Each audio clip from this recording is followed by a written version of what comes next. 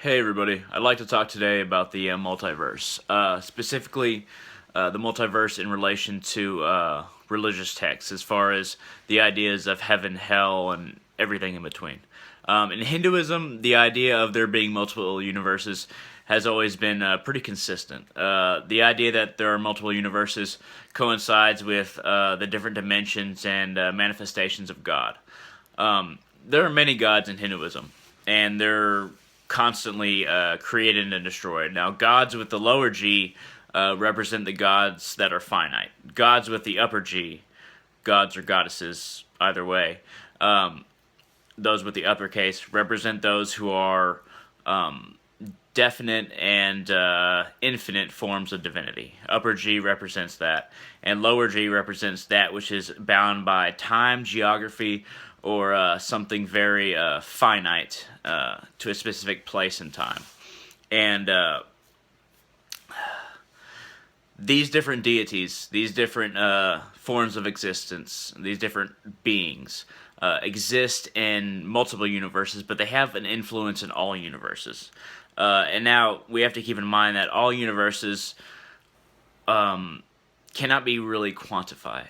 There are universes that are ever increasing in the upward stratum, that are constantly expanding, and there are those universes that are constantly decaying, constantly folding in onto themselves until they don't exist anymore. Now, this can be infinite in both directions, outward and inward. Outward universes are those we think of as those who are going in a positive direction. The heavens are ever expanding. The hells are also in the same realms, like the astral realm, which encompasses many universes, but they are ever enfolding onto themselves, ever decaying, ever becoming lesser than what they were. That's what the hells are. They're folding into themselves, becoming less.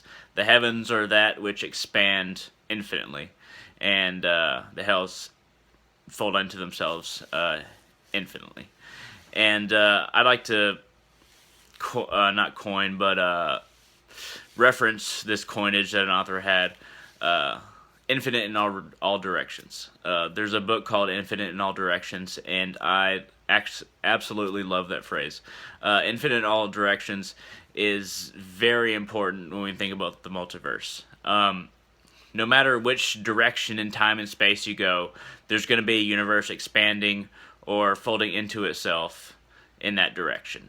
And now, when we think of folding into itself, we think of kind of inward. We can also compare that to like a southward direction, because you're decaying, you're becoming smaller and smaller. If we think of the expansions of the heavens, if we think of the expansions of the universes that are increasing and going towards a more positive direction, we can think of that as north, just to localize these kinds of tendencies. And really, there's also examples of it in other religions besides Hinduism. In Buddhism, there's the idea of multiple universes as well. In Christianity and Islam, it's more complicated. In Christianity, you really have to go back to the Gnostics at the beginning of Christianity, and other mystical Christians at the beginning, that thought that maybe this universe wasn't created by God but the demiurge, and that this universe was more material than we were really meant to be. With Islam, you have to go back to the Sufis and mystical Islam, which is really hard to find a source on. But there's more information about Islamic mystics the further back you go, after Muhammad heard from Gabriel and wrote down the Quran. But all these things are connected in relation to the different universes. All these things are connected in relation to our understanding of the universes. Everything is reflected in everything else. All of this universe is reflected in us in different degrees and in different ways. The aspects of our character are directly influenced by the universe around us. This is very hard to understand, but when we look at something like astrology, on the surface, astrology most sources where you get astrological information are not very reliable and are not very deep. But we do have that innate relationship to when we were born and where the constellations were at that time, where the planets were at that time. And these do have an effect on us. And we can see that in magnetism and gravity, just in our solar system. But really, the idea that this solar system, this universe, has an effect on us has more to do with the abstract thoughts. The idea of the sun, the idea of distant stars, and the idea of spiritual realization in the different forms of constellations and configurations of faraway planets. And I'm getting into very, very hard things to understand and explain. Basically, all the abstract ideas we have on ourselves, the idea of love, the idea of hate, the idea of ourselves as being great and others being less great, or the exact opposite, of ourselves being weak and others being greater. They all have physical representations in the magnetic and gravitational forces of the universe. Let me explain it this way. Math, for instance, if we have certain equations in math, they can be interpreted into art. Art and math can be translated into each other.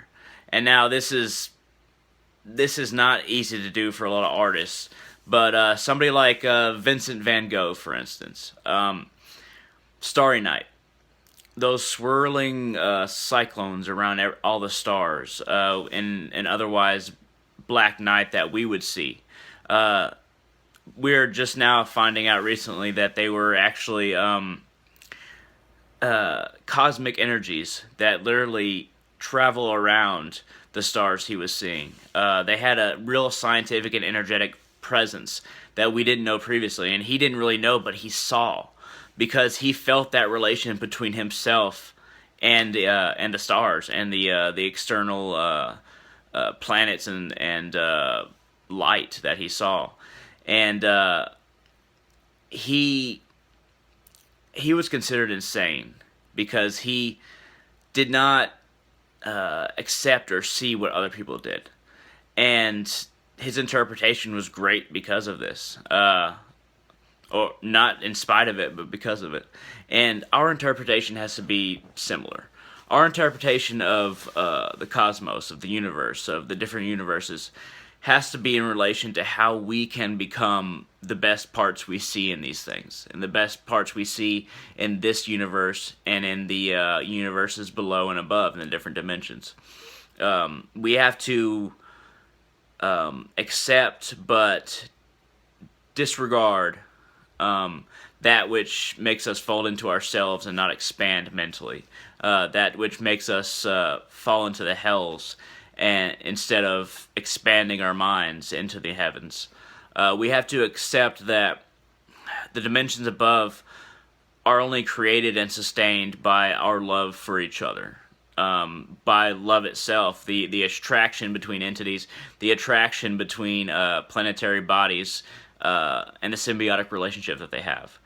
And all good, what basically everyone considers as good, can only exist in a balanced symbiotic relationship. Whereas all chaos and pain comes from unbalanced relationships, unbalanced understanding.